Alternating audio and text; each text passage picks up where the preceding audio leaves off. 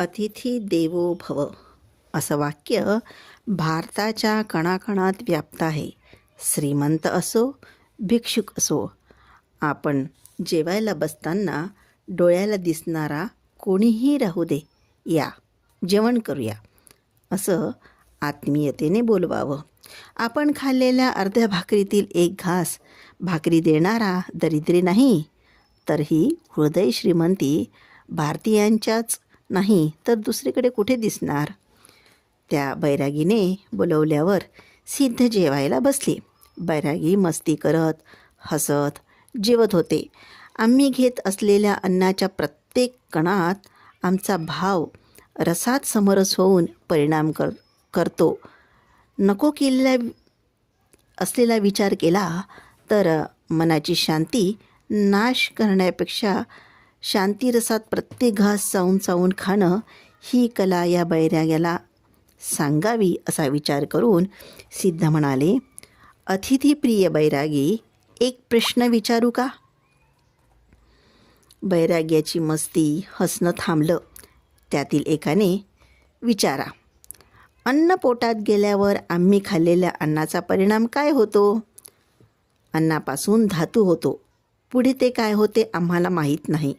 एका बैरागीने प्रामाणिकपणे सांगितलं. अन्नमयम ही सौम्य मनहा असं छांदोग्य उपनिषदात सांगितलं आहे.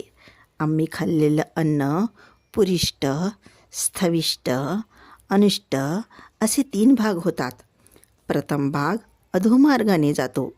द्वितीय भागाने धातूची स्थिती प्राप्त होते.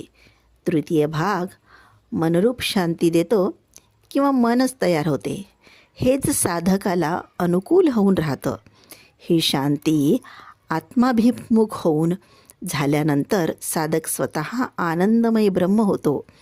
म्हणूनच जेवण करताना आपल्या इष्टदेवाचं स्मरण करत, नामोच्चार करत, प्रापंचिक प्रत्येक घासात नामस्मरण घेत शांत वृत्तीने जेवायला पाहिजे. एवढंच नाही तर जणू काही आम्ही आमच्या आत असलेल्या हृदयात असलेल्या देवाला प्रत्येक घास भरवत आहे असा भाव त्या भोजनात असावा. मस्ती करत क्रोध करत जेवलं तर त्याचा परिणाम वेगळा होतो. साधकाने तर हे रोजच आचरण केले पाहिजे. अन्न ब्रह्माचा अर्थ तेव्हाच माहीत होतो जेव्हा आम्ही या अन्नाला साक्षात अन्नपूर्णा